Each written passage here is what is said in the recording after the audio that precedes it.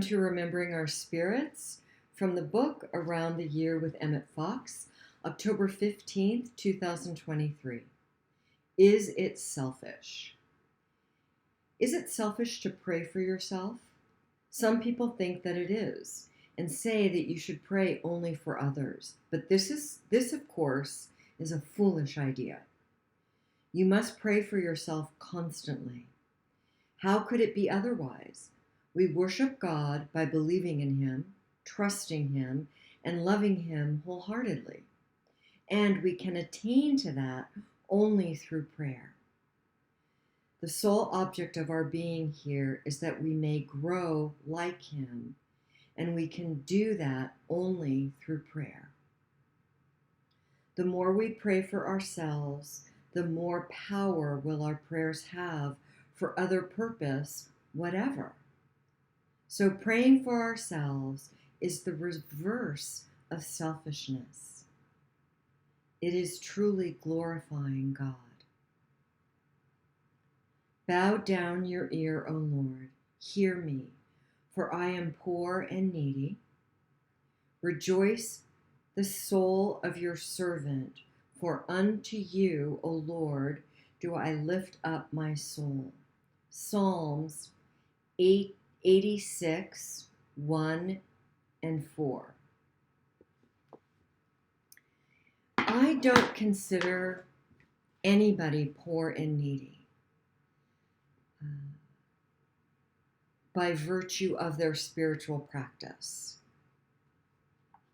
I don't consider praying for myself and staying in conscious contact with God a selfish act. On the contrary,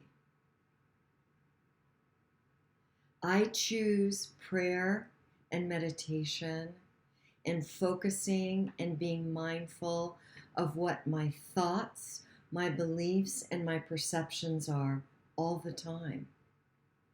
To me, that is staying in conscious contact with God. I choose for God all the time. And I especially choose for God when I'm in a situation where my ego thought life, ego standing for edging God out, where my ego thought life is running amok. And my prayer is, at that time, I choose for you, God. I don't even know what that looks like. And I choose for you.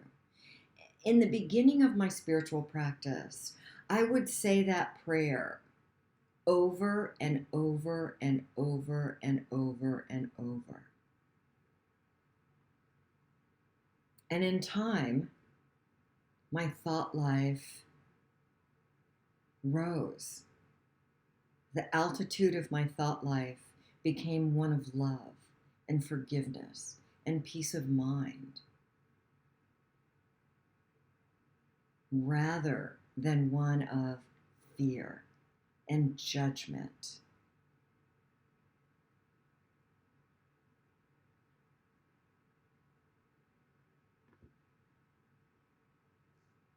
I don't agree with the languaging in this reading. A lot of it does not resonate for me. However, that is the form. I agree with the content. So take the best for you from this reading, transform it in your thought life with your wise internal interpreter into languaging in words that work for you and feed your spirit. It's time that we all start flexing our spiritual muscle to grow it.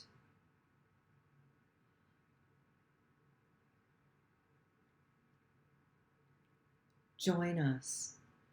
Join us in flexing your spiritual muscles and feeding your spiritual nature and feeding your spiritual consciousness. Pick up a spiritual tool or two and start practicing them regularly. It works. Don't take my word for it. Practice a spiritual practice, pick up a tool, and experience the demonstration for yourself in your relationship. All of your relationships, beginning with the one you're having with yourself.